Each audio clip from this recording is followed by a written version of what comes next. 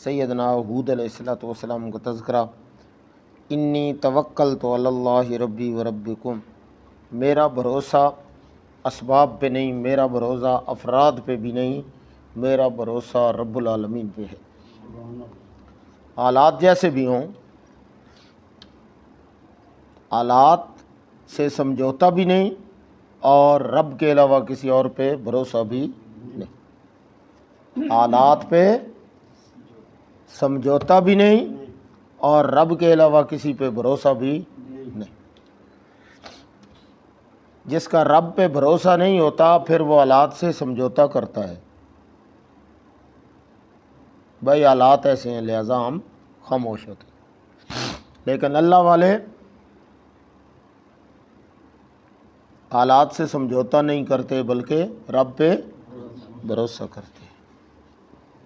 انی توکلت علی اللہ، میرا سارا بھروسہ، میرے سارے وکیل کرتے ہیں نا، وکیل تو اپنا کیس کس کے حوالے کر دیتے ہیں؟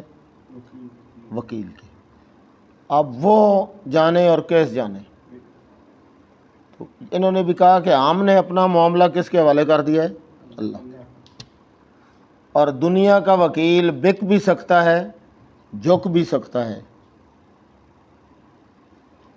جو اپنا کیس اللہ کو دے دے، نہ اللہ کو کوئی جھکا سکتا ہے نہ اللہ کو کوئی خرید سکتا ہے۔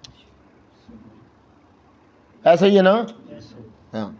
انی توکلت علی اللہ، میں اس رب پہ بھروسہ کرتا ہوں، میں اس اللہ پہ بھروسہ کرتا ہوں، ربی، اور جڑا میری بدی چھٹی دا مالک ہے، میرے نفع نقصان کا، میری زندگی اور موت کا، میری عزت اور ذلت کا، میری حالات اچھے ہوں، دکھ ہوں یا سکھ ہوں، میرے سارے حالات کا ضامن کون ہے؟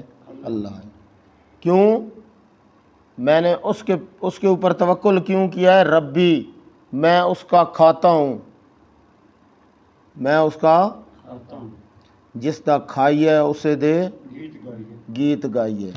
میں رب کے علاوہ کسی اور پہ بھروسہ اس لیے نہیں کرتا کہ جب میرے پاس کچھ نہیں تھا اس نے مجھے سب کچھ دیا، تو آج میں کچھ مانگنے کے قابل ہوا ہوں یا کچھ سمجھ آئی ہے تو پھر میں اس رب کو نسلی دا کام نہیں چھوڑنا، نسلی دا کام نہیں چھوڑنا۔ وَرَبِّكُمْ، ہے تمہارا بھی رب، تم مانو یا نہ مانو۔ ما من دابۃ، تم کیا اور میں کیا؟ ما من دابۃ، جو کوئی زمین پہ چل رہا ہے، ما یدب علی الارض، جو بھی زمین پہ آیا ہے۔ ایک مقام پہ تو وہ آیا نا، یہ پارا بھی وما من دابۃ، رزق بھی اللہ کے پاس اور قسمت بھی، الا هو آخذ بناصیتھا، کنٹرول اور مالکیت بھی کس کے ہاتھ میں ہے؟ اللہ کے ہاتھ میں۔ میری پیشانی اور میری چوٹی دے وال، یہ کس دے ہاتھ میں نو؟ اللہ دے ہاتھ میں۔ اور اس پیشانی کو میں رب کے علاوہ کسی اور کے آگے جھکاتا بھی نہیں۔ جھکاتا کیوں نہیں؟ وہ آخذ، اس نے میری پیشانی پکڑ رکھ دی ہے، وہ اتنا میں نے اس پہ بھروسہ کیا ہے کہ وہ مجھے اپنے علاوہ کسی اور کے سامنے جھکنے دیتا بھی نہیں۔ ان ربی علی صراط مستقیم، میرے رب کا راستہ سیدھا راستہ ہے اور میں اسی رب کے بتلائے ہوئے راستے پہ ہوں۔ فَإِن تَوَلَّوْا، اگر یہ سارا کچھ تمہیں سمجھا دینے کے بعد تم نہ مانو اور منہ پھیر لو، فَقَدْ أَبْلَغْتُكُمْ، میں نے رب کا پیغام تمہیں پہنچا دیا ہے، ما ارسلت بہ الیکم، جو رب نے میرے ذمے تمہاری طرف بھیج کے لگایا تھا، میں نے اپنی ذمہ داری پوری کر دی ہے۔ اب تم مانو یا نہ مانو، اگر نہیں مانو گے تو کیا ہوگا؟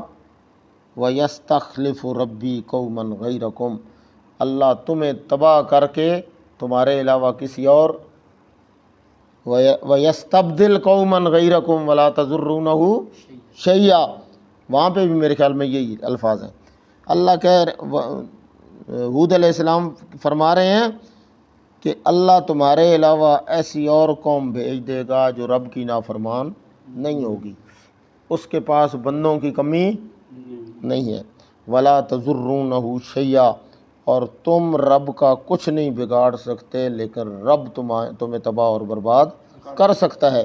ان ربی علی کل شیء حفیظ، میرا رب ہر چیز پہ نگہبان ہے، نگران ہے، قدرتیں رکھنے والا ہے۔ ولما جاء امرنا، اللہ کہتے ہیں پھر ہم نے بھی فیصلہ کر لیا انہیں تباہ اور برباد کرنے کا، لیکن جب آیا نا ہمارا فیصلہ تو پھر بچا کون؟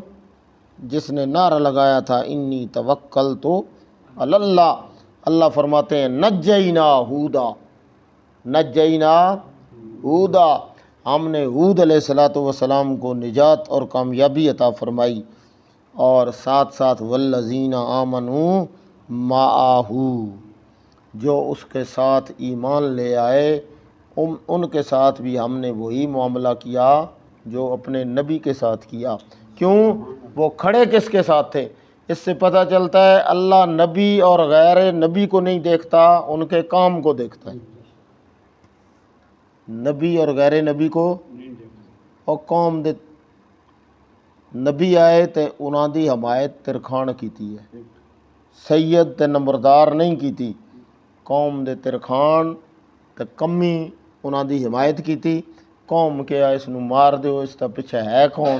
تو اللہ فرماندے ہیں جس کا کوئی نہیں ہوتا اس کا رب ہوتا ہے، اور جس کا رب ہو اسے کسی اور کی ضرورت پیش نہیں آتی۔ جب انہوں نے یہ بات کی تو ابھی اس کی لاش زمین پہ تڑپ رہی تھی، ہم نے بستی کو تباہ کرنے کا فیصلہ کر لیا۔ ایک بندے کے پیچھے 1.25 کی بستی کو ہم نے تباہ کرنے کا، تاکہ لوگ اے نہ کھن کے اے لگ گئے آہستہ، پیچھے کوئی نہیں، بظاہر تو کوئی پیچھے نہیں تھا، لیکن اللہ فرماتے ہیں کہ پھر ہم نے انہیں تباہ اور برباد کیا۔ وما انزلنا علی قومہ من بعدہ من جند من السماء وما كنا منزلین ان كانت الا صیحۃ واحدۃ تأخذ فإذا هم، وہ بڑے شعلے مار رہے تھے، بڑیاں گلاں کر رہے، جس طرح وہ آگ بھڑکتی ہوئے نا تو پانی ٹھنڈا سٹو، اتنی جلدی آگ نہیں بجھتی جتنی دیر وچ اساں انہاں نوں بجھا دیتا، ختم کر دیتا۔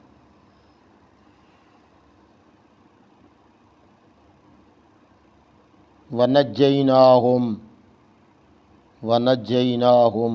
مِنْ عَذَابٍ غَلِيظٍ، ہم نے اسے ذلت والے اور دردناک عذاب سے نجات دے دی، انہیں بچا لیا، وہ اللہ کی پکڑ سے بچ گئے۔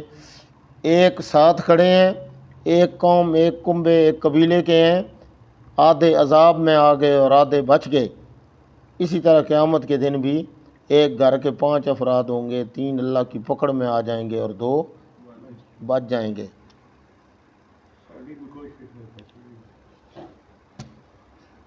اللہ نے وعدہ کیا ہے، وعدہ کام نبی نے شروع کیا، لیکن وعدہ نبی کے ساتھ نہیں، وعدہ ساتھ چلنے والوں کے ساتھ بھی ہے۔ وعدہ تو وعدہ رحمت للعالمین کے ساتھ نہیں، قیامت کی صبح تک قرآن کے چلنے والوں کے ساتھ بھی وہی اللہ کا وعدہ ہے جو اپنے پیغمبر کے ساتھ تھا۔ بات پروگرام کی ہے، بات پیغام کی ہے، بات پیغمبر کی نہیں، بات پیغمبر کی نہیں، بات پیغام کی ہے، پروگرام کی ہے۔ جو پروگرام کے ساتھ لائق جائے گا رب اس کے ساتھ معاملہ پیغمبر والا کریں گے۔ وآخر دعوانا ان الحمدللہ رب العالمین۔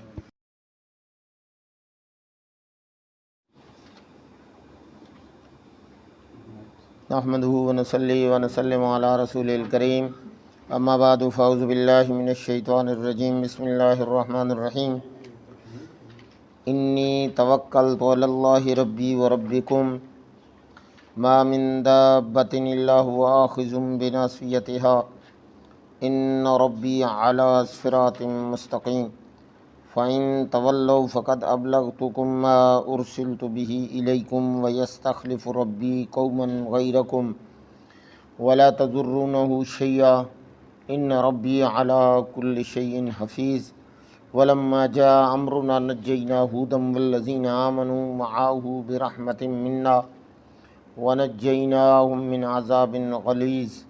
صدق اللہ مولانا العظیم۔